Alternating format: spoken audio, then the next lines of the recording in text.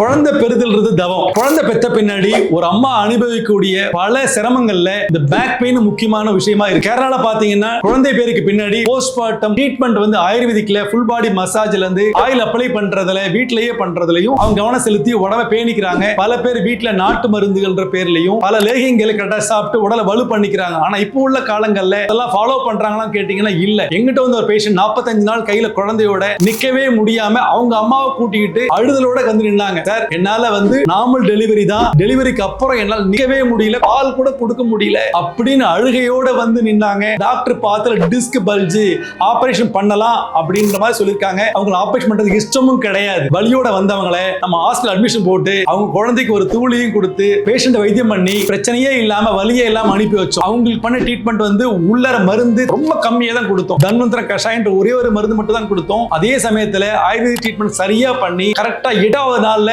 வலியே இல்லாம உட்கார்ந்து தாய்ப்பால் கொடுத்தாங்க, நடந்தாங்க, சந்தோஷமான முகத்துல பார்த்தோம். ஆஃப்டர் டெலிவரிக்கு அப்புறம் வலியோடு இருக்கிற தாய்மார்களுக்கு அனுப்புங்க, அவங்களுக்கு ஒரு வழி கிடைக்க வாய்ப்பு இருக்கு.